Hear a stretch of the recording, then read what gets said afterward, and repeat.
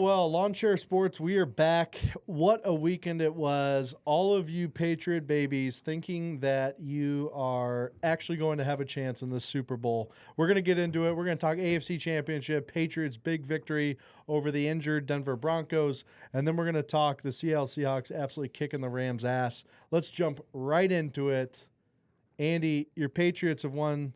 They are going to the Super Bowl. Congratulations, sir. Thank you. I appreciate it. Absolute congratulations. Now, you know, as a Bills fan, I would know more than anyone is it means absolutely jack shit that you guys are going to the Super Bowl because you're going to lose. And it's not even close. But let's jump into that game. So, Patriots get in there. They go to Mile High. There's a lot of pressure on Drake Maye to prove that he's actually as good as the season as he had. He's facing a backup quarterback in Jarrett Stidham.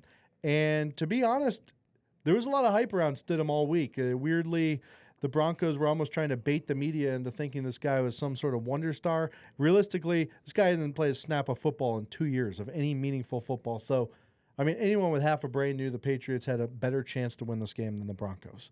Okay, the only thing that the Broncos had going for them was home field advantage, which is a big deal. But the Patriots just played their ball. They played good, solid defense. They got that turnover on Jarrett Stidham where it looked like it was initially called intentional grounding. And then they ruled that actually the pass was thrown backwards. Now, what is your understanding of this rule? I mean, my understanding of this rule is that that's a backwards pass. That's a backwards pass. And, you know, they whistled the play dead. It didn't cost the Patriots, but I wouldn't have minded if they just let the play run out, you know, let Elijah Ponder bring that ball in the end zone for the score. It didn't matter. Drake Maye punched it in shortly after. But, yeah, if it's borderline, just let the boys play. Why were you blowing whistles too early? No, I definitely agree with that. So we got to talk about this play because there's actually a lot that went into this that I actually did a little bit more research after the game, found out a lot about this weird rule that I don't think a lot of people know. So, yes, I agree. They should always let the play go. I hate when the refs blow the whistle. So that's right off the bat. If they were to rule it a fumble, it should have just been a touchdown, especially with how the Patriots were playing in the red zone. It could have bit him in the ass had Drake Maye not run that one in.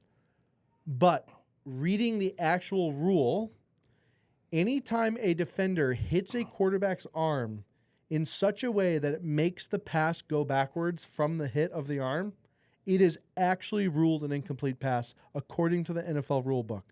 Now, when I saw the play happen, I was like, oh, it's definitely a fumble because he threw it. The guy kind of pushed his arm and it made the ball go backwards. And it was very clear that it was a backwards lateral, therefore a fumble.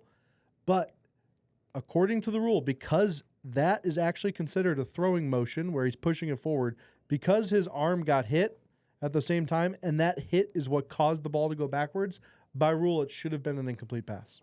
Wow. So the Patriots got away with a very, very lucky call. Another lucky call the Patriots had was when Drake Maye went for it on 4th and inches on the QB sneak, and it was clearly stopped about a yard short. And then they went to the aerial footage. Aerial footage clearly showed that Drake Maye was stopped. But what a surprise. The Patriots just continue to get these calls. The NFL wants the New England Patriots to be in prominence once again. This is clear. No, the 4th and inches with Drake Maye, that wasn't even close. I don't know why Sean Payton burned a challenge there. You were never going to win that. It was clear he got the first down. It was crazy. I mean, it was a well-officiated game. There's no discussion about the officials today. It was crazy. It's like the Pats won this game because Mike Vrabel took the points and because Drake Maye didn't turn the ball over. And Bo Nix had a broken ankle or whatever. And Mike Vrabel, he did it old school. Like, he kicked the field goal to go up 10-7, and you have Sean Payton on the other end. He's getting cute. I mean, Broncos up 7-0 early, chance to kick a field goal, go up 10. The Broncos defense was dominating Drake Maye and the Patriots. They couldn't move the ball. They were flustered. You're playing with a backup quarterback. Why are you trying to put all these points up on the board? Go up 10-0. The Patriots have barely trailed multiple scores. They barely trailed at all throughout this season.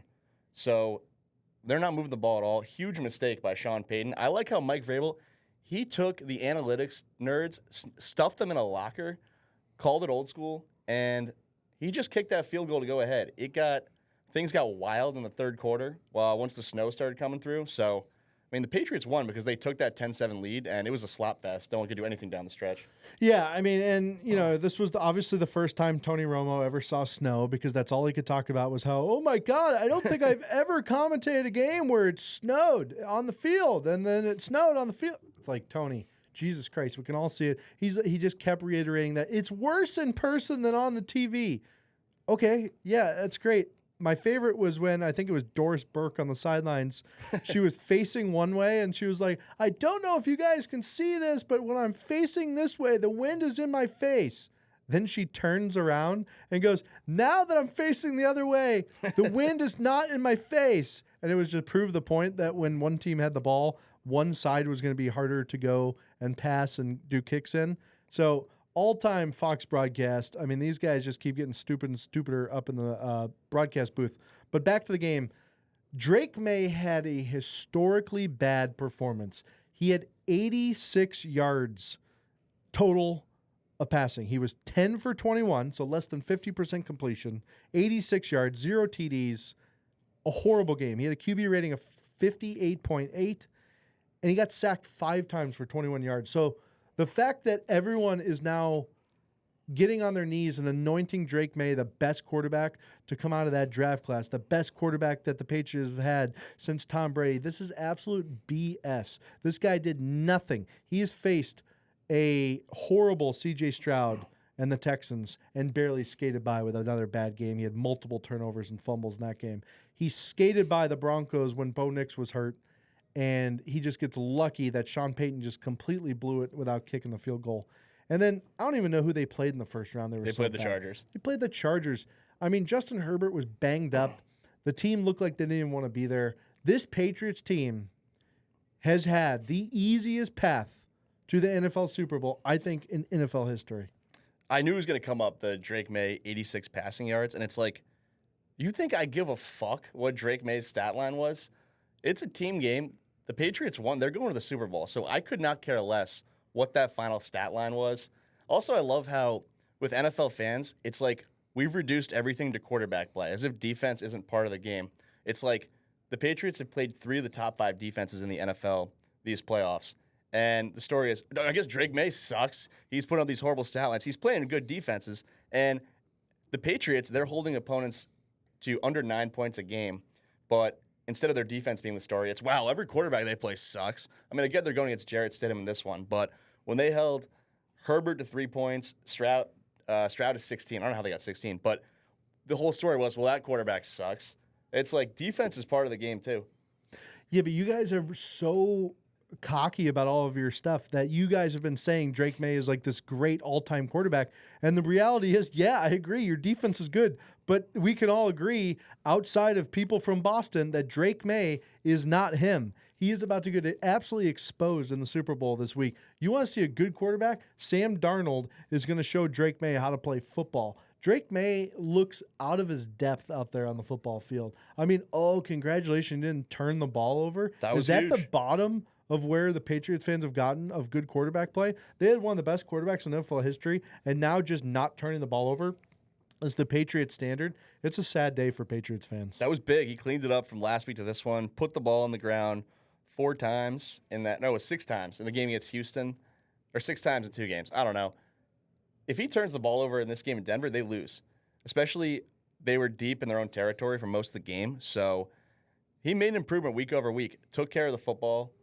It was ugly. I mean, the entire second half, it was a complete slop fest. So I wouldn't look too much into the and I'm watching Mike Vrabel on the sidelines, man. I mean, this guy should honestly get a penalty for how he talks to the refs all the time. He basically just goes out there and bullies them into doing the call. There was one point where a punt went out of bounds, and they were about to mark it at like the 20-yard line, and Vrabel just went over and started screaming at the guy that it should be placed at the 22-yard line, and the guy did it. I mean, this Vrabel guy is a bully, man. He's absolutely bullying these referees out there. He made Sean Payton look like such a little bitch out there. It is not fair that you guys have had so much prominence in your entire sports fan career, and then you just go out and get the best coach possible, and he just is probably even better than Belichick as a coach. I am so bitter as a Buffalo Bills fan at your guys' success that it's frankly keeping me up at night. And to all of you people who are just shitting on the Buffalo Bills and shitting on me because of my takes on the Patriots, just know that it comes from a place of complete and utter jealousy. And I think I represent the entire United States, and I don't want to see you guys succeed. You've had enough success, and no one handles success worse than people from Boston. You guys are in your face, loud assholes. The amount of comments and messages that I'm getting from Boston fans is insane. You guys must have nothing to do up in Boston, because at 7 a.m. this morning, I'm recording this on a Monday right after the game, I got about 42 texts that said, "Hey, dumbass, how about your Pats take now? Guess I'm not crying." So, yeah, I mean, you're right. However, who gives a shit, because you're not going to win the Super Bowl. No one remembers the second place team any year. 10 years from now, this will just be a blip in some sort of Patriots fake history book. You know, Boston fans, it's just a passionate, hard-nosed group of fans that they ride with their team. And honestly, you're a bigger man than most for admitting that most of this comes from a place of jealousy, because there are a lot of angry people on the internet who they will never get themselves to admit that. I heard all year long that this team, they were a fake 2 seed, not a real 14-win team. They're going to flame out in the playoffs. Every week, the goalpost moves. Now they're in the Super Bowl. It's crazy. We're still hearing the same thing. Who did people want? Who do people feel should have come out of the AFC this season? The Bills. You had your shot. You blew it. No, we didn't blow it. There was bad officiating, and you guys always get the benefit of good officiating. In fact, how many times do we have to watch the Patriots? If there's any ticky-tack call that goes one way or another, it always goes in your favor when it comes to the playoffs. I don't care about regular season. When it comes to the playoffs, there is a conceded effort amongst the NFL and Roger Goodell to ensure the refs put you guys in the best position to make the Super Bowl. I don't know what it is. I guess you guys are too miserable and have nothing else to do other than watch football in January and February, because the NFL will make sure that you guys are tuned into the TV. No, that was well officiated football all around, and it was a dominant performance. Dominant performance by the Patriots defense once again. It was incredible. I had to hear all year long about how this team, they were a fake team. It's incredible. Unless you're a Seattle fan, I don't want to hear it. The only fan base in the AFC that has even the smallest amount of a point, if you're a Denver Broncos fan, you feel like you got screwed by not having Bo Nix. I think you got a point, because the Broncos dealt with the same bullshit all season long, where they strung together an incredible season. They won 14 games, but it was the same thing. Easy schedule. I don't know if they're all that good. They're going to get beat in the playoffs. And they very well might have won this game if they had Bo Nix. And they ripped off an awesome playoff win over your Bills. But the story afterwards was, oh, my God, I'm so sad for Josh Allen. He's so nice. And, ooh, I don't know about that call. And then about 15 minutes after, we learned that Bo Nix broke his ankle. So it took all the air out of it. It's like they started to prove it in the playoffs. Big win over the Bills, who a lot of people thought would knock them off. But kind of got no credit for an incredible season. So unless you're a Denver fan, if you're a fan of any other AFC team, you had your shot this year. There was no Mahomes, no Burrow, no Lamar Jackson, and you freaking blew it. You have only yourselves to blame. All right. I also got a bone to pick with 2 ex-Bills that are on the Patriots right now. We're going to start with walking CTE himself, Mac Hollins. This guy is an absolute creep. His whole shtick of him not wearing shoes it's wearing thin amongst the United States. This guy's an absolute creep. He wore the weirdest outfit. He's got like bottles that he's clinking in his hands. What was he saying the whole time?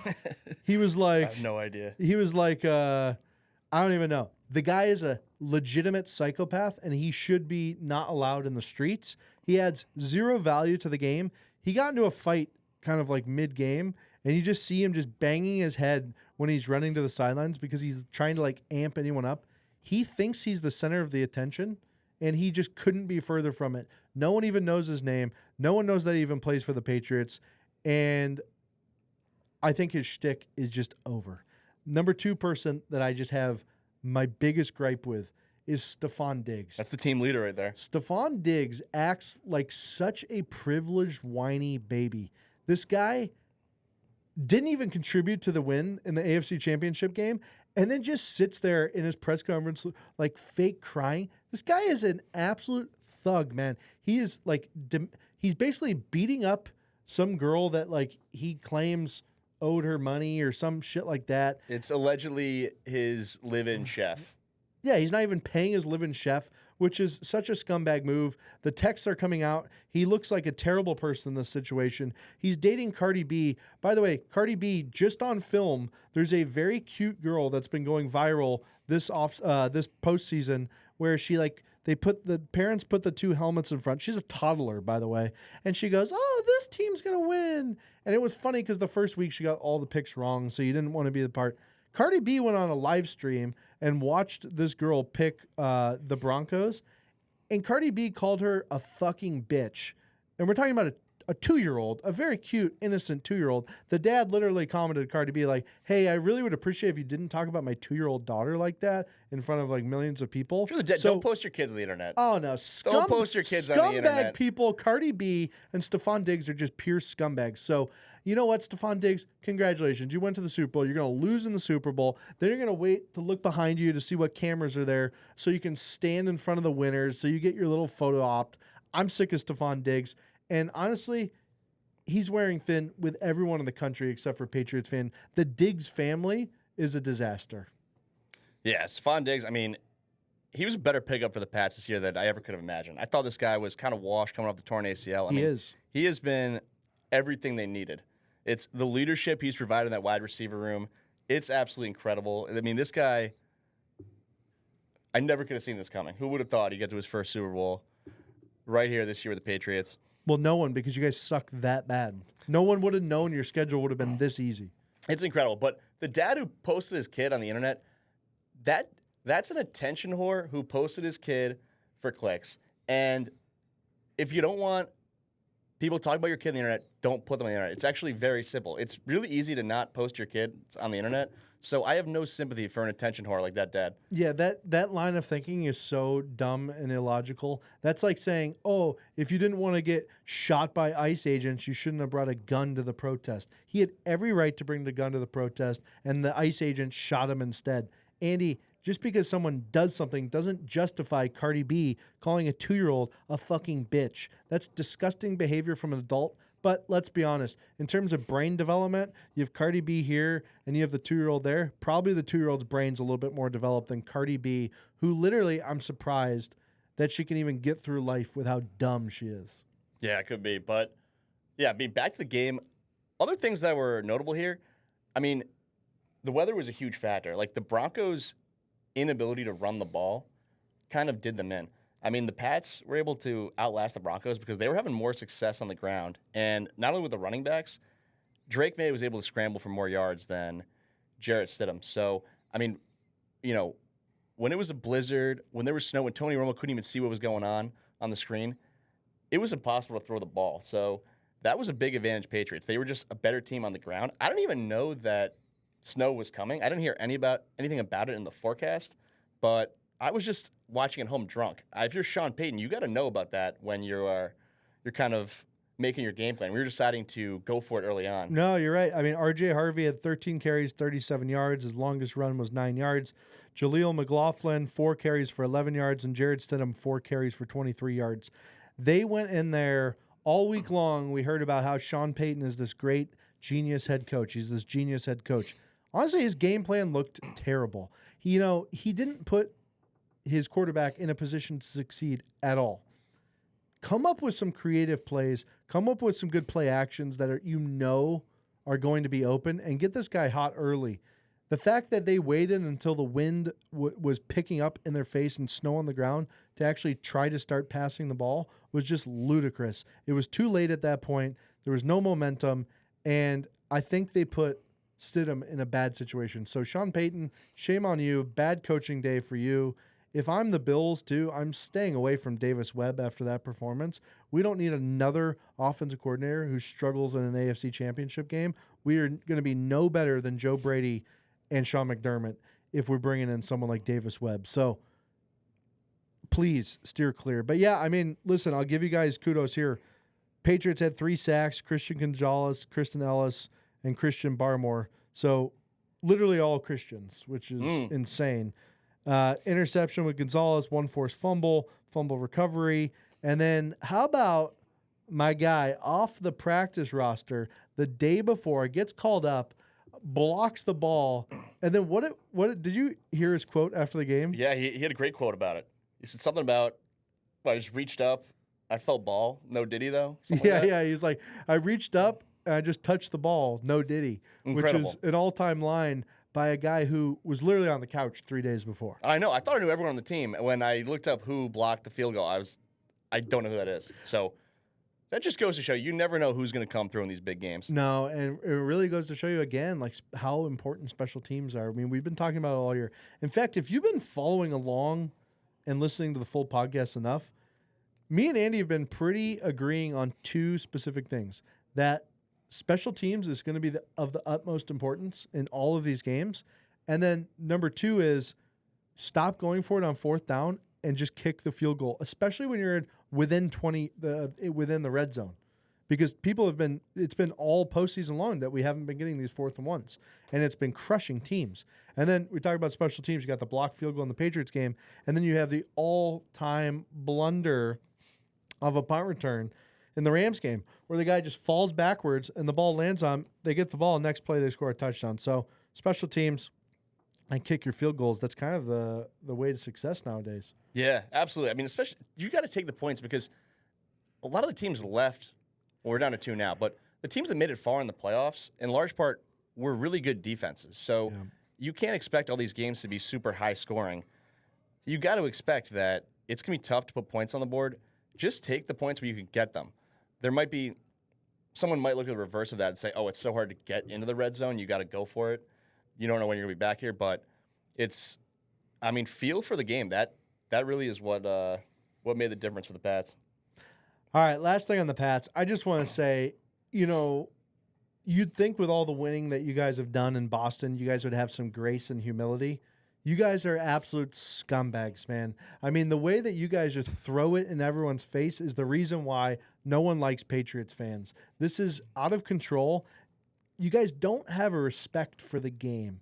It's like you guys get all of this given to you, and you just throw it right in everyone's face. You're commenting on every single person's thing. Even Kurt Warner had to come out today in his Twitter and be like, that guy's a douche. I guess I just can't say anything at all critical about New England, or else they start attacking me and my family in the comments. So, I mean, get it together, Boston fans. You guys have nothing better to do than post shit in the comments. I mean, no, Kurt Warner honestly, he's always been a whiny baby about the Patriots ever since he blew that Super Bowl in 2001. He's always been a complete bitch about anything Tom Brady. He thought he should have been kicked out of the league for deflating the effing footballs. Kurt Warner is a complete clown. See, that's what I'm saying. You guys can't even respect one of the best quarterbacks of all time. You're sitting here talking about Kurt Warner, talking like shit. You guys beat Kurt Warner. Have some humility. Yeah, the guy might be a little bit salty, but you guys can never just end up on top. You always have to go for the last dig. It's like you guys make a truce, and you're like, all right, we won't say anything. And then as soon as you turn around, you just throw something at the guy's back, and it's like, dude, I thought we had an agreement. You're like, yeah, but fuck you. It's just, I don't know, man. You guys are the most insufferable fan base I've ever encountered myself. Well, the problem with this whole season is all Patriots fans heard was this team's not actually good. They're not good. They're going to get bounced playoffs. They're going to bounce playoffs. Now they're in the effing Super Bowl, and what we're hearing from opposing fans is I still don't think they're that good, and also, boo-hoo, you guys win too much. I'm sick of you. It's like you were hearing that your team was a fraud the entire year. They're proving it when it matters most, and the story is still, you're not that good, but also just win with grace. No, the story is you put 100 monkeys in a room with a typewriter, and eventually they write a sentence. And that's what happened this year with the Patriots. Complete and utter luck and absolute chaos. But hey, I guess the NFL gods love you guys. Your owner, Robert Kraft, has given his soul to the devil, and you guys are a part of the Illuminati. That's just what it comes down to. Yeah, and my message for Patriot fans is, if you're looking for validation from these other fan bases who still aren't convinced that they're a good team despite reaching the Super Bowl, give it up. It's never going to happen. These people they're sad, deranged people who are never going to come around. And instead of being angry at these people, you should feel sorry for them because they're delusional. They live in a different reality. And if you know anyone like this, any close friends or family, people you love, I would recommend a wellness check. I don't like you guys. I don't like the Patriots, but we'll move on. It was a good weekend. Good for you, man. Congratulations. I'm happy to see at least one person in the friend group see their team go to the Super Bowl. Unfortunately, it's literally the only team that I didn't want to go to the Super Bowl, but, that's a personal bias that I don't have to deal with on my own. NFC Championship. So, Seattle Seahawks, Los Angeles Rams. Now, this was a real championship game. There was touchdowns flying. The teams were scoring. One team would score, and then literally like 5 plays later, another touchdown. So, great game. A lot of ups and downs. Some crazy personal foul calls. Some taunting calls that were nuts. Some incompletions that might have been incomplete, but they call them complete. Cooper Kupp's one first down that he had. Also, not challenging the first down. The other first down Cooper Kupp had. So, a lot of storylines in this one, right? You had underdog Sam Darnold. You had Cooper Kupp playing his old team. So there was a lot going on. You also had Devontae Adams, one of the best receivers of all time, really wanting to make the Super Bowl. You have Puka Nacua, probably the best player in the NFL, playing as well. Right. So I really enjoyed watching this game. Oh, yeah. This was just a classic football game. But the Seattle Seahawks 31, Los Angeles Rams 27. When the Rams got the ball, it was 31-27. They were driving. They got all the way within the 10-yard line. It was about 3rd and, I believe, 5. They still had a chance to, I believe, get a first down. It wasn't 3rd and goal. I kind of in my head thought, maybe just run the ball twice. I know it's an unpopular opinion, especially since you have Stafford, Nacua, you have a good tight end, and you have Devontae Adams. But Blake Corum was running that thing. I just, in the moment, felt like they were going to be expecting the pass and a run. I'd rather go down losing knowing that we couldn't get 4 yards on 2 plays than I would just throwing 2 incomplete passes. When those passes get incomplete, it's just a deflating feeling. But I knew that was the game. I knew that if they didn't score a touchdown there, that the Seahawks would just figure out a way to just keep that clock ticking. McVay apparently just has the worst clock management of any head coach ever. So somehow they ended up with like 1 timeout left with 3 minutes left, and then they blew the last timeout with like 2 minutes, 50 seconds. So interesting game, but hey, Seahawks pulled it off. Sam Darnold's going to the Super Bowl before Lamar Jackson and Josh Allen. Yeah, it's crazy. And I was banging the drum all season long that these Seahawks were the best team in the NFL, but they weren't getting their due. And people need to respect Sam Darnold. So if after Sunday night's game, if you have anything bad to say about Sam Darnold and you have my phone number, don't contact me ever again, because this guy is a freaking stud. He went toe-to-toe with Matthew Stafford, who's presumably about to win MVP, on a big stage, and he was incredible. He didn't turn the ball over. He matched Stafford 1 for 1. This guy was awesome. So Sam Darnold, he needs to be respected as the top 12 quarterback in the league that he is. No, honestly, Sam Darnold played an awesome game. Yeah. He had about 364 passing yards, 3 touchdowns. He played his best football when he needed it to. And I think that might be something that this playoffs was lacking a little bit, was there wasn't a lot of great quarterback play going on. Kind of like you said, there's been a lot of really dominant defenses, some run game, but really these games have been won or lost on, items that are like out of the quarterback's control. But honestly, on this one, Sam Darnold played a masterpiece of a game. He put together one of the all-time greatest NFC championship performances. He outdueled the MVP in the most important time that he could, and he just proved that practice is bullshit, because this guy hasn't practiced in like 3 weeks. And he just goes out there and actually slings the ball. That oblique injury is completely fake. This guy is milking that. And, good on Sam Darnold. What a humble guy, too. This is a masterclass on how to give an interview after winning. Everyone in the media is trying to bait this guy into talking about how the storyline of, everyone doubted you, everyone doubted you, everyone doubted you. What do you have to say? And he just keeps going, yeah, I don't really care about that. Just like happy to be in the Super Bowl. Really love the guys in the locker room. Good group, good cast of people. Thank you. That's a good, refreshing thing. It's nice to hear that, as opposed to, someone like Drake Maye or Tom Brady whenever they get asked this stuff, they always make it about themselves. Yeah, So that's it's not good the to see case. Sam Darnold just kind of keep it about the team, keep it about the bigger picture other than himself. Yeah, it was great to see for Darnold, and I just thought it was bullshit how there was this narrative that this guy's a big game choker just because he had 2 bad games at the end of his run with the Vikings. It's like he has completely wiped that narrative away.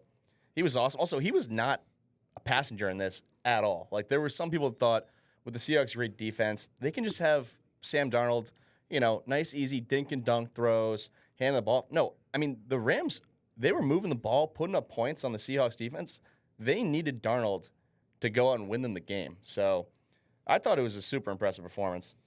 Yeah, he looked great, and honestly, man, there's just something about, I guess, when you watch Matthew Stafford throw that football, you watch Puka Nacua and Devontae Adams outside, you feel like they're the better team. You just feel they look better. They look great.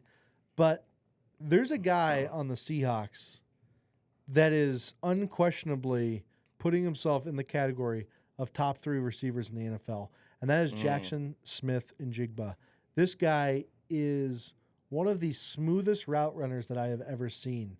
If you're watching the All-22 tape from the Sky, what you'll notice with this guy is every single route he does perfectly. So if you're a good receiver, basically every single stem of every single route, the stem is basically the start of a route, should make the defensive back feel threatened vertically.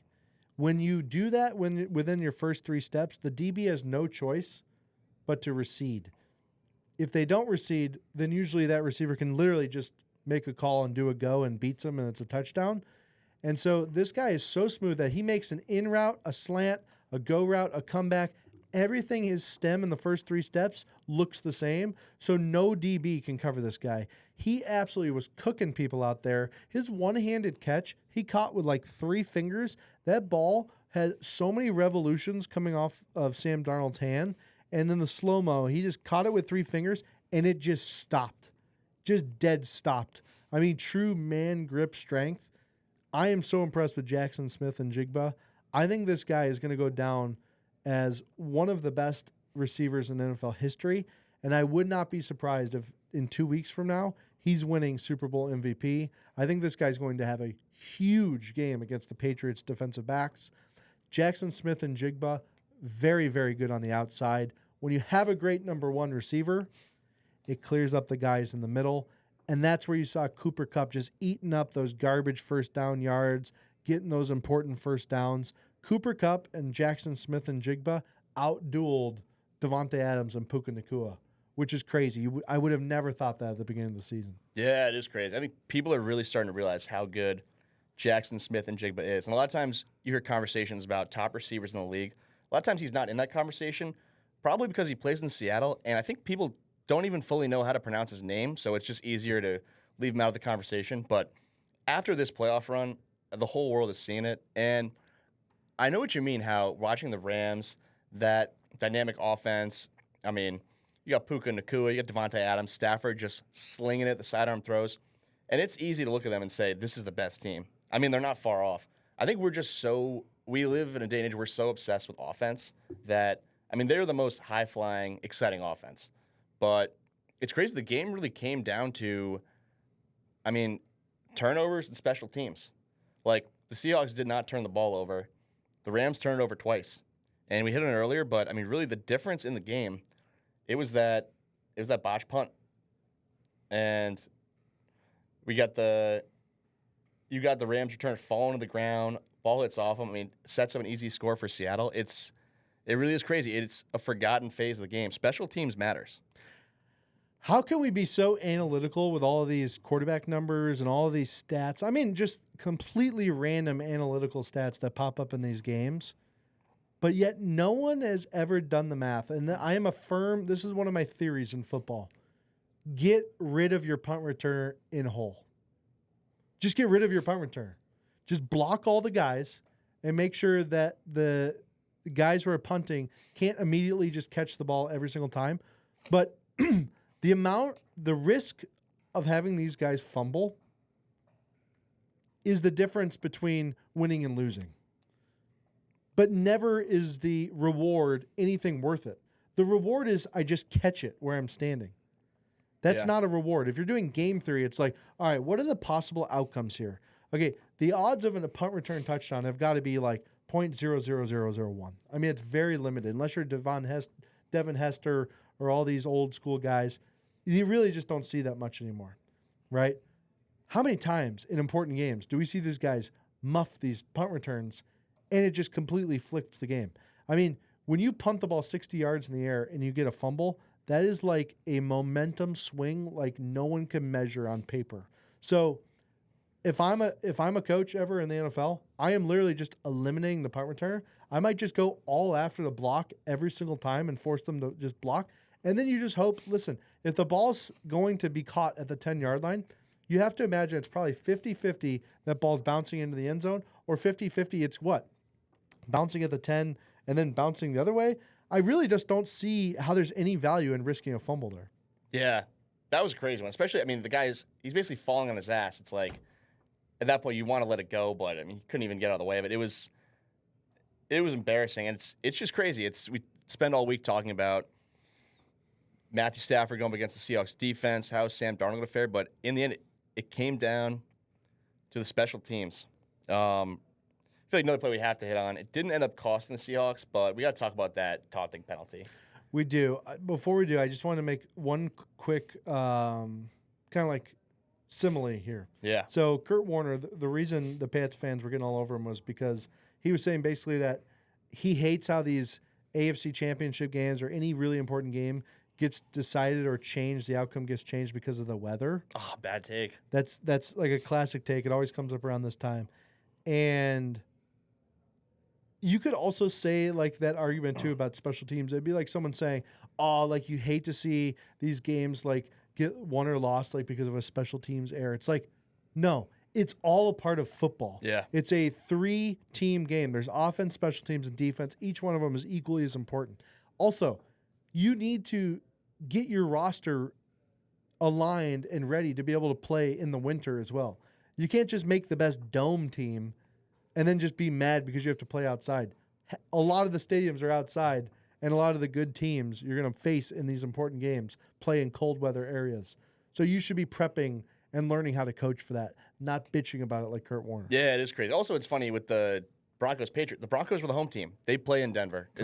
The snow was falling in Denver. So the Patriots just took the lead at the right time. Once it started flurrying, they were up, and that was it. But yeah, I don't like that take. I think football in the elements is incredible, and I've been pounding this all postseason.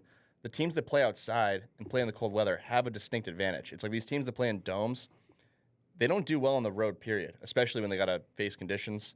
But kind of interesting, not a single indoor football game all playoffs. So every game is outdoors. It's a good point. Yeah, which just goes to show you, like, you need to build your roster. But yes, going back to what you said, we do need to talk about this taunting penalty. So Woolen from the Seahawks, 3rd and 12, incomplete. Rams about to punt. This game's about to really spread. Like if they punt here, it's like, this game might just be over. Well, this guy goes up to the sidelines for no specific reason and just starts jawing at the Rams sideline. You can even see a ref going, "All right, man, like move it along," kind of giving him a warning, like, "All right, man, stop. Like I don't want to have to do this. Don't make me do it." And then he just doubled down, started pointing at McVay, and he gets the flag. That's bad enough. But then the next play to get beat on a double move by Puka Nacua for a touchdown is an all-time bad play by a defensive back. But can you blame defensive backs? I mean, these guys are some of the dumbest guys in the NFL.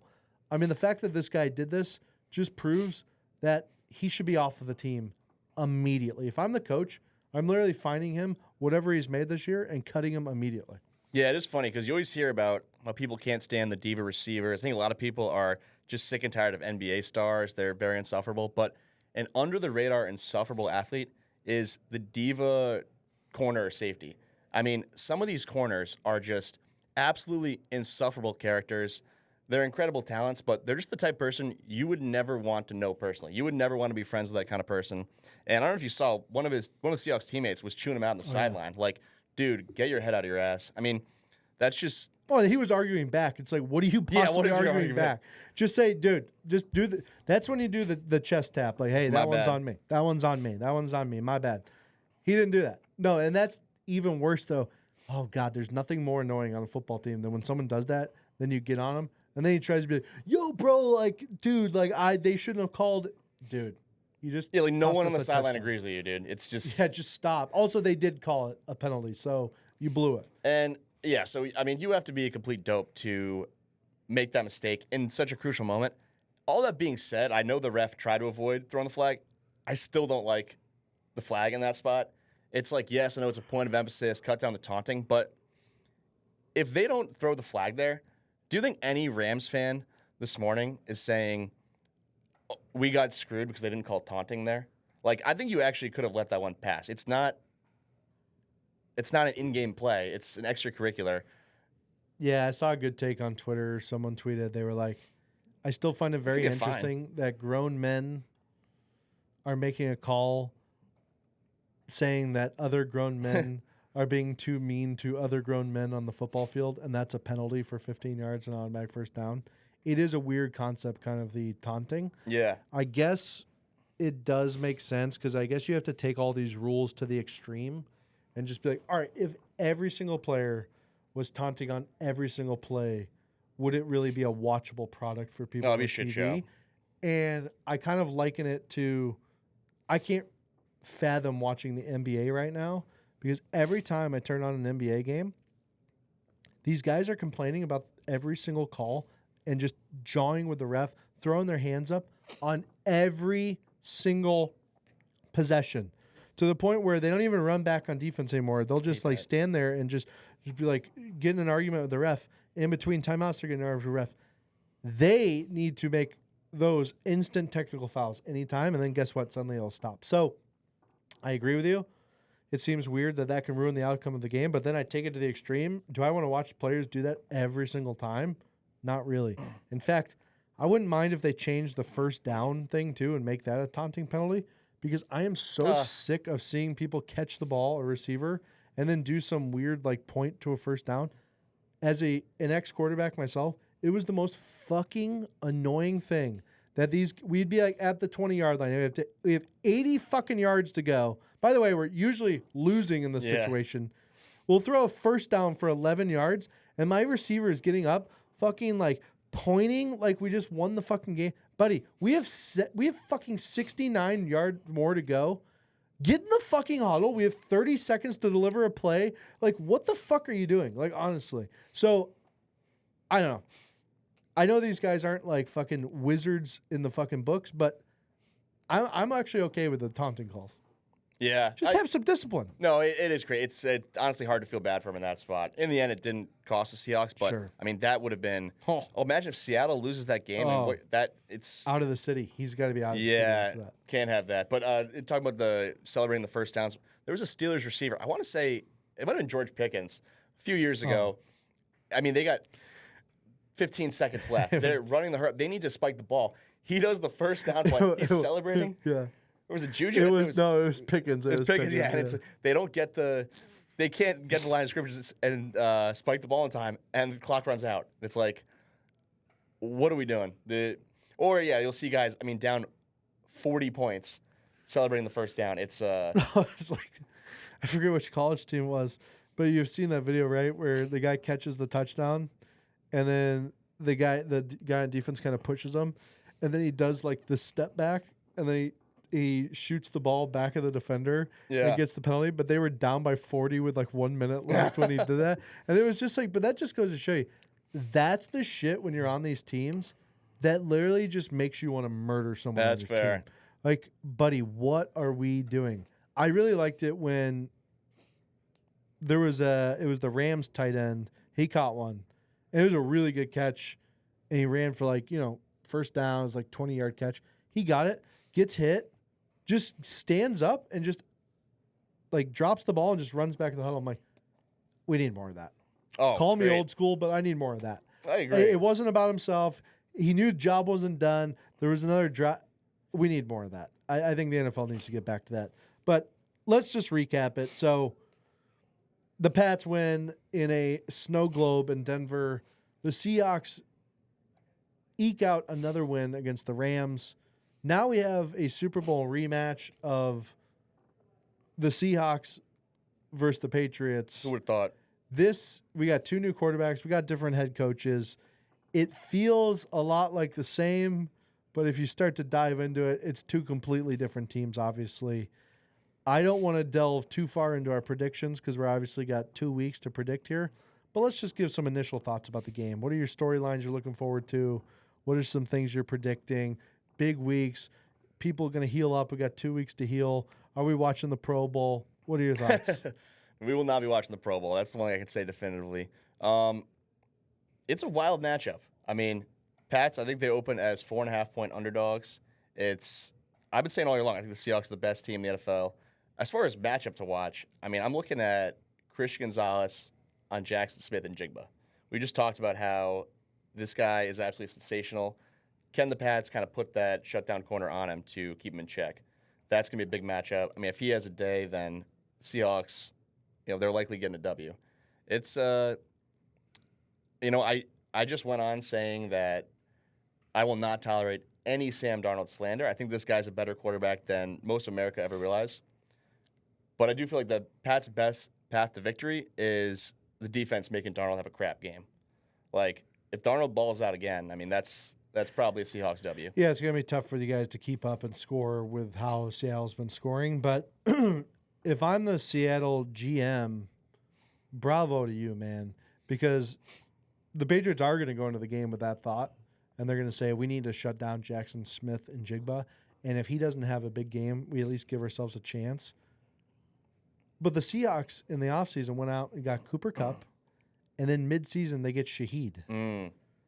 So assuming that they're probably going to have to put a safety over top on Njigba because he's just an absolute threat, you now have 2 guys, one in the middle that can just carve you up, make those hard catches, and then you have Shaheed, who at any moment can double move your DB, and that's just a touchdown on one throw. So right now, that 3-headed monster in Seattle is going to be tough. And another guy that was just playing his absolute mind out this week that'll be interesting to see is their running back.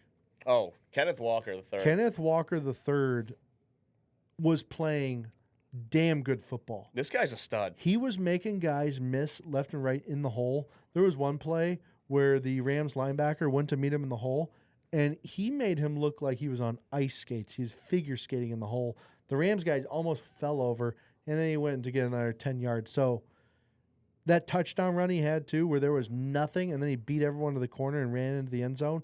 Kenneth Walker is a problem, and the Seahawks look pretty damn well-rounded. If I'm a Patriots fan, I'm nervous about this offense. And they have the best defense in terms of points scored against. Damn, that Seahawks team's looking good, man. So that's what's crazy. For everyone who's saying the Patriots haven't played anyone, I mean, they've already played 3 top 5 defenses. Now they're going to play another elite defense in the Super Bowl. So, I mean, it is just a gauntlet of defenses. And one thing that could bode well for the Patriots, the Seahawks do love to run the football. And the Patriots have been really good at stopping the run. So, if, that can kind of play into them making Darnold have to beat them. Now, I mean, it's a loaded offense. There's not a lot of weaknesses on the Seattle Seahawks. No, I think your only hope of winning the game is Darnold just choking. I think there's a part of Darnold that's still not as confident as he probably should be. I think this guy should be about as confident as any quarterback in the league, but he's been talked about so poorly for so long.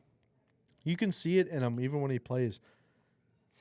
He doesn't have that just missing bit of swagger, and I hope it doesn't come to bite him in the ass, but I almost feel like if those lights turn on too bright for him and he makes one mistake early, that could really just get into his head and he just kind of falls into a shell on the sideline. So we'll see what happens, but I think that's kind of your only chance to win.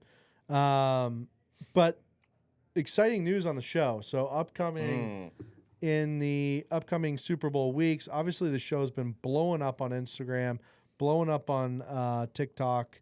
Got over, I think, 4 million views in the last week just on our last 2 episodes. on all platforms combined. And we've been getting some big names commenting on us. So we actually had the Bucks left tackle, Tristan Wirfs. He dropped a little comment on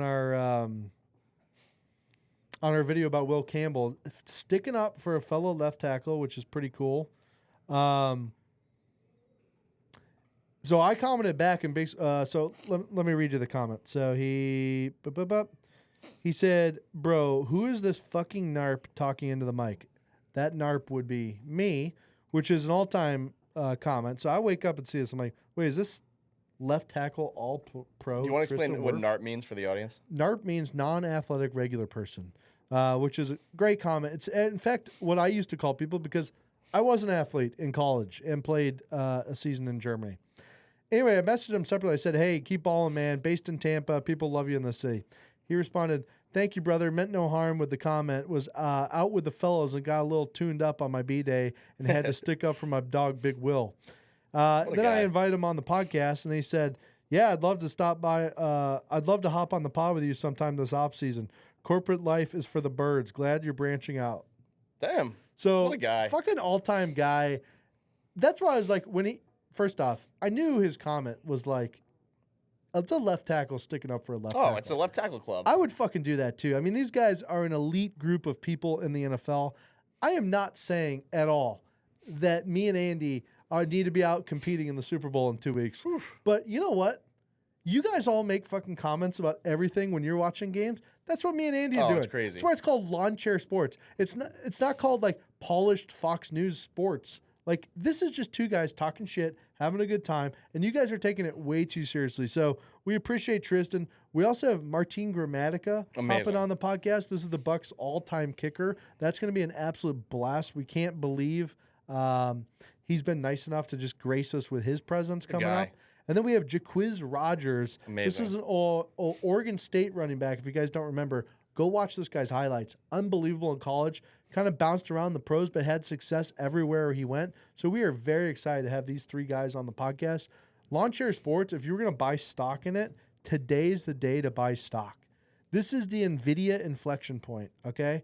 When Jensen, just so you guys know, NVIDIA has been in business for like 26 years. A lot of people don't know that.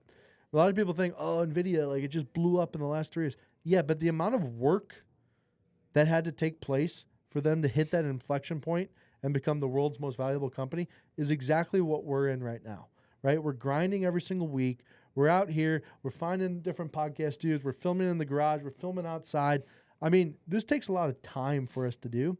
But now that we're starting to see the numbers that we're seeing, the algorithms starting to reward us a little bit, people are following, man. I mean, that's crazy. An all-pro left tackle that's coming on a podcast that we started 4 months ago just drinking Surfsides in my backyard. It's crazy. So where we've come and what the people see now is two very different things. And I'm just pumped to see where this thing goes, man. Yeah, it's the fact that we are getting some real names. I mean, just coming on the pod, engaging with the pod. Tristan Wirfs, I mean, that's a left tackle that protected Tom Brady in route to the Super Bowl. Crazy, so, I mean, you basically have a first-degree connection with the GOAT. Oh, my God.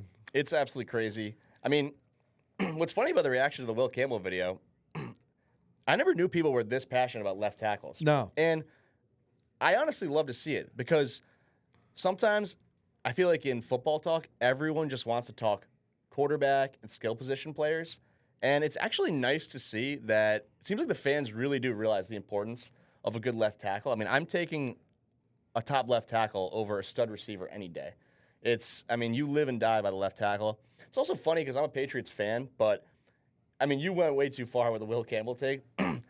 He's been average this year, which has been a huge improvement for them. But if they have a weakness that could do them in the Super Bowl, I mean, it very well might be their offensive line and Will Campbell. I'm not saying he sucks, but he's going up against these premier pass rushers, and it's so probably one of the best takes you've had. But I mean, hey, a lot of Will Campbell defenders on the internet. It was actually one of the most legitimate takes that I've had, and I've had some absolutely ridiculous takes, and I know that. I get it. But you know what? I'm here for the people. I'm here for entertainment value, and that's what the people want. But I think we're on the right path. I think I think this is going to go a long way. Another thing we wanted to talk about today is Alex Honnold, Nut job.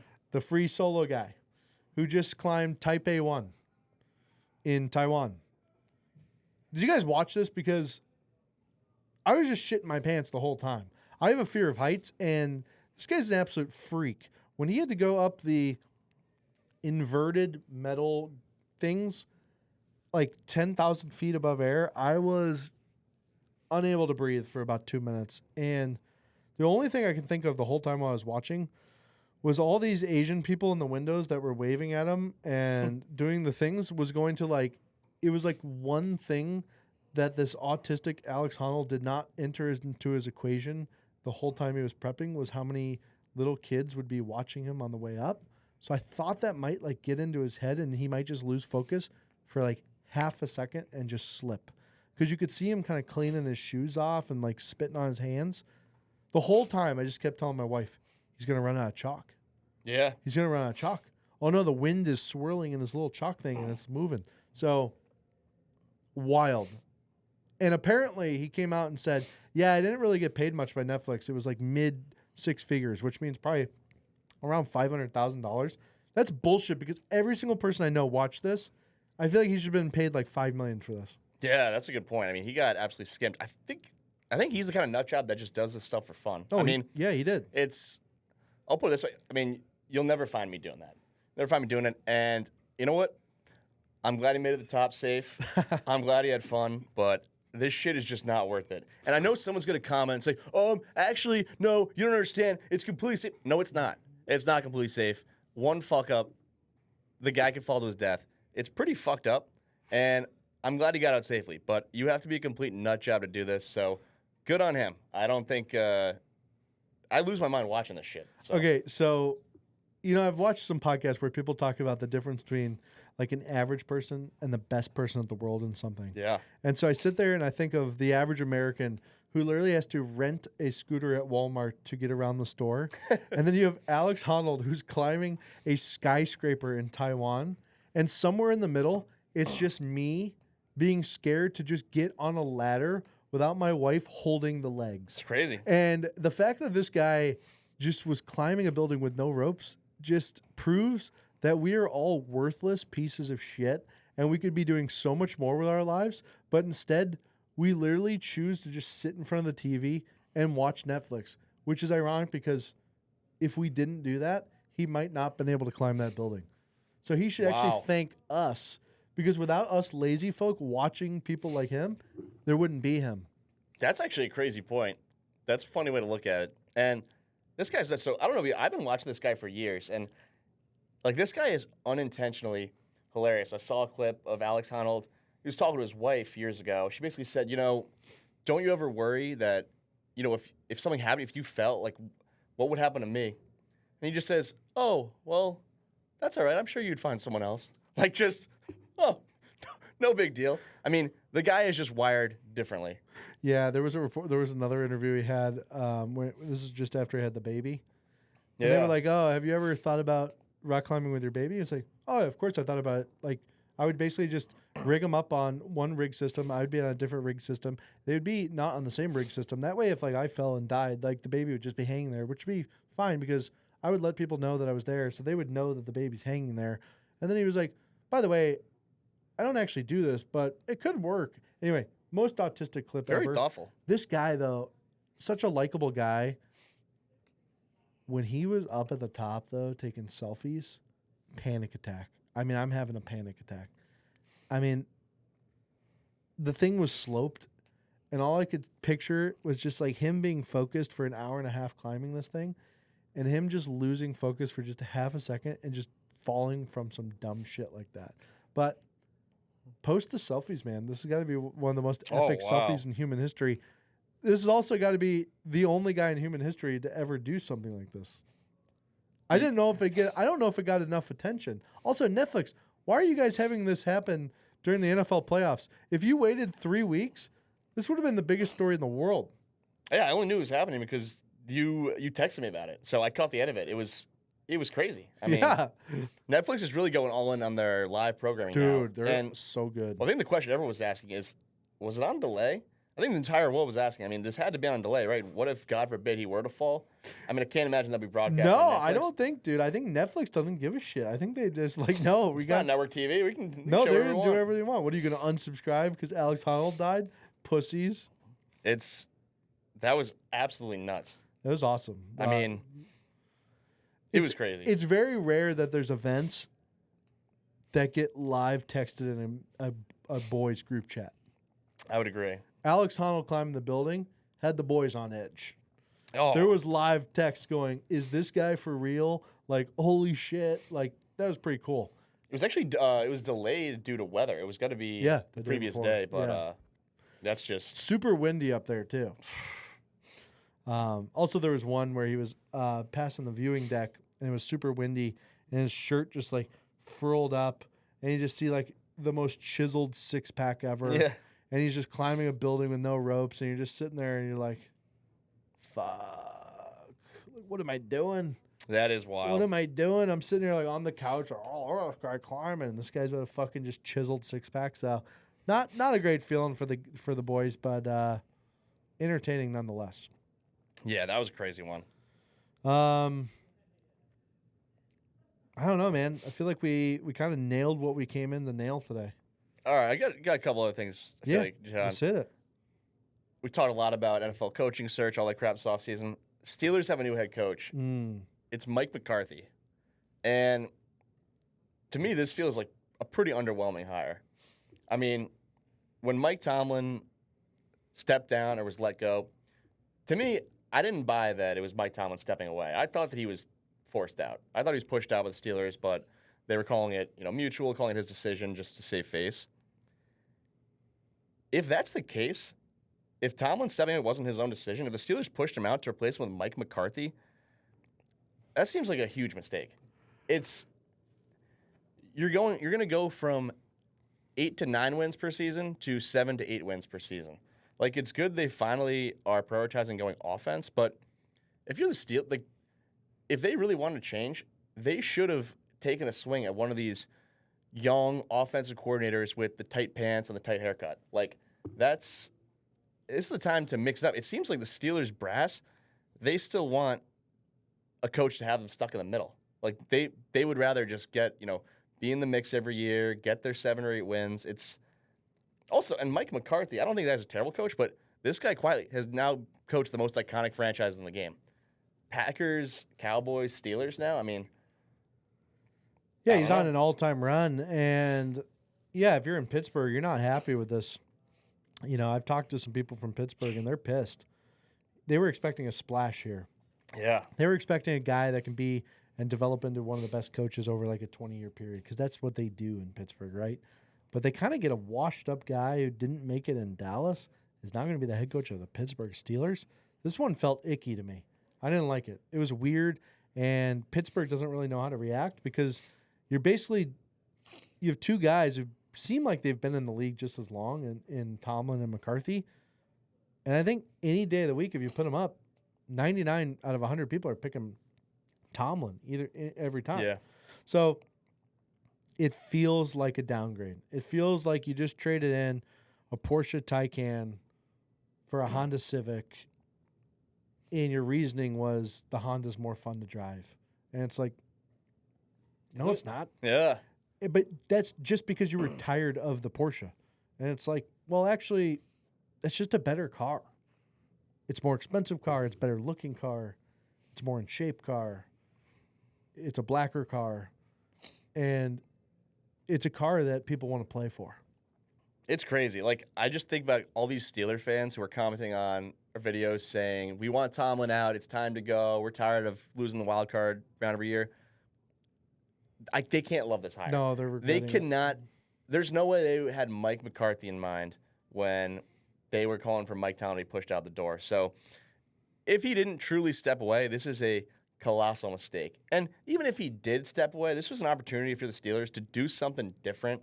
I mean, I'm sure in their mind, just going offense is doing something different. It's a steep departure, but I don't know. I would have gone, super young. Go for the next guy. You can be your coach 10 to 20 years that can develop that next quarterback who's coming along. Because, I mean, when Mike McCarthy got to Dallas, like Dak Prescott was already a known quantity. I guess Aaron Rodgers was a young player, but he got to develop under Brett Favre, and Aaron Rodgers was one of the all-time greats. I'm not sure if that's because, like, are we now crediting Aaron Rodgers great on Mike McCarthy? I don't know. This seems like a wild hire.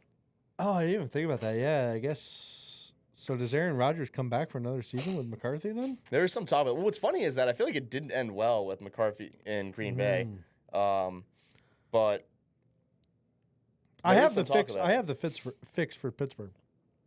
There's a guy out there right now that is not starting. Yep. And I think you could trade for, and I think he's raring to go for another opportunity, and I think a place like Pittsburgh would be perfect for him. Okay. And we're talking about Jabbo. We're talking about Jameis Winston. Ooh. I think if you give Jameis Winston a chance under a coach like McCarthy in an organization that's as steadfast and rock solid as Pittsburgh, with a guy outside like DK Metcalf, with a defense that the Steelers have, you're looking at an all-time comeback. Some would say a comeback similar to Jared Goff, Sam Darnold, Baker Mayfield. Why the hell hasn't Jameis Winston got his chance for the comeback? This guy threw for almost I think he threw for over 5,000 yards with the Bucs and over 35 touchdowns.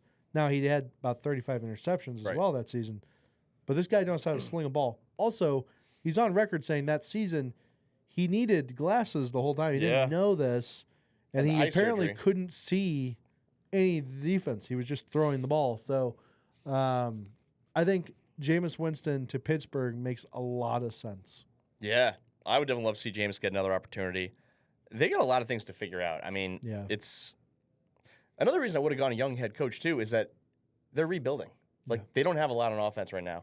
It almost seems like maybe they do bring Rodgers back with Mike McCarthy. And then if that's the case, this is just not the shakeup that any Steelers fan had in mind. You're not making any progress with you are no closer to the next era of Steelers football. It's a tough day to be a Steelers fan. Yeah. I don't know. There's no sense of direction. So I don't know if the Rooneys are just getting too old or what, but don't like the pickup.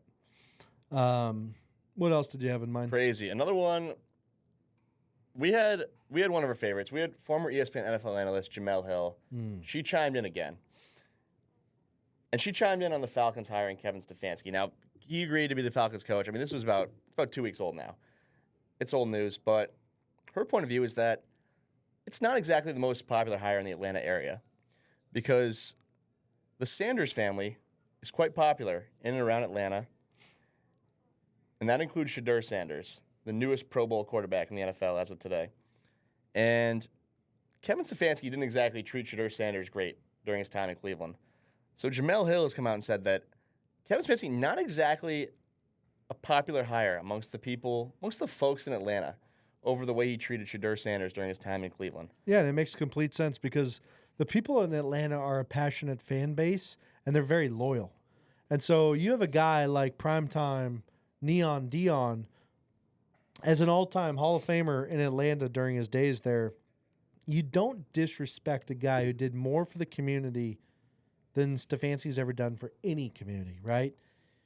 And it was very clear that Stefanski the whole time with the Cleveland Browns was shading the Sanders family, shading Shedeur the whole time. Shedeur finally came in and played pretty damn good football considering he was on one of the worst teams in the league. And after every single game he did well, Stefanski refused to even acknowledge this guy's existence. And honestly, it was a damn shame. But it's good to see people who are sane, logical, thoughtful people standing up for what most people believe in Atlanta, which is Stefanski was the wrong hire because not a cultural fit, because the guy attacks Hall of Famers like Neon Dion and his kids. Yeah, it's crazy. I mean, if former ESPN NFL analyst Jemele Hill is talking, I'm listening because I respect her point of view on a topic like this. The irony is the choice for the Falcons was obvious. It's Dion. He should have been the next Falcons head coach. So, I don't know. I mean, just talk about an aimless organization. I feel like they got it wrong once again. I mean, Arthur Smith, Kevin Stefanski, it's just, I mean, another franchise on its way to nowhere. Yeah, I mean, the Falcons are screwed. Penix is, hurt. They got Kirk Cousins disaster. That place is a disaster. and they thought their solution was to hire Matt Ryan to fix it all. That's not going to help. Yeah, it's tough. It's not going to help. So Atlanta also in despair. Yeah. Lastly, I guess, are you hearing about this crazy debacle of a Browns head coach search process? I mean, it sounds like everyone's pulling out. No one wants the job. They're making guys write essays. It is just, things are not going well with the Cleveland Browns. I mean, where the hell do they go? I don't know where the Browns go. I mean, you know, you enter the real world and you realize that a lot of people in life will join a knowingly worse company to get a better title to, in hopes, move up in their career earlier than if they had stayed at the good company.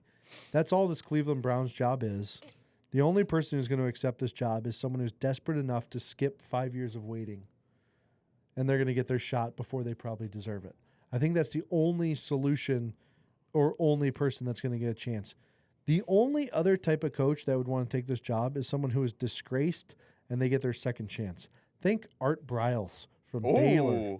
Art Briles from Baylor. That is a good one. Think R.I.P. I was thinking Mike Leach, but he would have been great in the NFL. He would have been great in the NFL. All-time quote guy. I don't know who takes this job, man. It's either going to be some coordinator who we've probably never heard of that's like 26 years old, or it's going to be some disgraced ex-coach who wants to make his second chance. Yeah, well, it's funny you mentioned the young coordinator no one's ever heard of. This Grant Udinsky was the OC in Jacksonville. He's the most recent guy to pull out the head coaching search. So I don't think he's going to get another head coaching job elsewhere this cycle. I think he just wisely decided, if I go to Cleveland, I am lighting my coaching career on fire before it starts. I'm thinking, if you're the Browns, people are turning you away. Yeah, you need to go for someone who's desperate. And if you're the Browns, you just want, look, you know you're probably not going to win a Super Bowl in the next few years. You just want to get back to respectability. And there's someone who's desperate for a head coaching job right now who the Cleveland Browns are quite familiar with. If I'm the Browns, I'm getting on the phone. I'm calling up Bill Belichick. Does Bill Belichick want to leave the University of North Carolina, come back to the NFL, come back to where his head coaching career started in Cleveland, spend 7 years the Browns head coach, get those 16 wins he needs to break the all-time wins record for NFL head coaches? I mean, it could be a match made in heaven all over again. Yeah, I think Belichick definitely goes to the Bills before he goes to the Browns, but it would be an all-time thing where Brady left the Patriots, won a Super Bowl in Tampa. Belichick comes back in the NFL and wins a Super Bowl with another franchise as well. That's the only way Belichick can win that argument of who was more important in the Patriots dynasty. Well, I doubt it'll happen, but I would love to see him with Buffalo. I mean, I just don't think teams will touch him right now. I think he is radioactive because not only was he terrible down the stretch with the Patriots, all this crap with the girlfriend, he's a fucking asshole. That's why he doesn't have a job right now. And we look at, why does Mike McCarthy get all these jobs? Because Mike McCarthy is he's just a jolly old fat guy who is probably easy to get along with. And the owner said, you know what, that's fine. I'm fine writing a paycheck to this guy and having to see him in the hallway every day. I mean, you got Bill Belichick is a grouch who will snarl at the owner in the hallway every day. No, you're right. And that's why he's out of the league right now. This is Trenton career advice as well, career advice corner. It turns out just being a nice guy and easy to work with and a good teammate and kind of like just doing what you say goes way further than people think, right? When you're interviewing someone for an open role, yeah, you're looking at their resume, but a lot of times people have similar resumes, right? It's like what stands out. If the guy's just a weirdo and is kind of a dick, why would you want to hire him and work for him? You want someone who's likable, you can get along with, work with, and has talent. And I think, to your point, Belichick has the talent, but he's kind of been a dick and definitely has been driving the UNC program to the toilet. And jolly Mike McCarthy comes along. But I don't know, man. To get back to your question, I don't know who goes to Cleveland. Yeah. No, it's crazy. And we talked about time. Man, I just can't wait to see what happens with the Bills. Phillip Rivers pulled out, but I thought that was crazy. Yeah. What were your thoughts when you heard Phillip Rivers was interviewing for the bad? No, we need someone with experience. I don't want any of these young guys. I need someone who's been a head coach before. I think if you want to bring him in and do something like quarterback coach, some offensive consultant type crap, start his career in coaching, sure. But, I mean, just no experience as head coach, that would end up being tragic. We're not. That would be a pretty big step down hiring a high school football coach. It's tough. I feel like it's going to be Dable. Like, it just, I think it makes sense. I think it makes sense. I think the rumors that I heard were right, that Pagula kept Dable from getting the Penn State job because he knew he was going to fire McDermott if they didn't win the Super Bowl, and he wanted Dable, who's his guy. I think that makes sense. Dable has a relationship with Bean. He's got a relationship with Josh Allen, and news is kind of broken too. A little bit more info about the Josh Allen and McDermott relationship. Apparently, never was that great. It wasn't like a soured relationship, but it was kind of more of a mutual respect relationship as opposed to like a buddy-buddy relationship. And I think kind of that power struggle just didn't jive well with a guy like Josh Allen, who basically has led this team on his shoulders the last 5-6 years. So, yeah, I don't know. We'll see. I'm not surprised here, just because I feel like sometimes that's the case with some of these defensive head coaches. It's like they secretly deep down, they don't think all that much of the quarterback. It's like they kind of just think, we're winning because of my defense. They weren't. They absolutely were not. Definitely not this past season. And they just think, you know what? I could plug anyone in here. It's like you almost need that offensive coach to have the good relationship with the quarterback. Oh, yeah. It's kind of rare you have a great partnership, defensive head coach and quarterback. There's a lot of storylines going on right now, man. I think we have another solid 3 weeks of content, and then great. Frick, man, I don't know where we'll go. Maybe we need to go to Cancun for the offseason or something. I'll get some to talk about. NFL offseason will be nuts, but it's Let's just soak this in while we still have NFL, because pretty soon we're going to be coming in with Celtics and Lakers hats and having to talk about NBA. So before we have to do that, before we're forced into talking about NBA and NHL and PGA Tour, let's just enjoy the hell out of this NFL season. Yeah, and you guys think we don't watch the NFL games. I mean, oh my God, NBA playoffs, it's like if you think we have time to watch 8 different first-round series, that's just not possible. So we're going to talk about them as if we did watch all of them, though. Yeah, we can't be like Ryan Russillo and just be miserable and sit in a cave and watch every single NBA game. It's crazy. It's like some things are more important than Trailblazers Full-on Hornets. dedication. But, all right, guys, appreciate it. We got a lot coming. Stay tuned. Subscribe.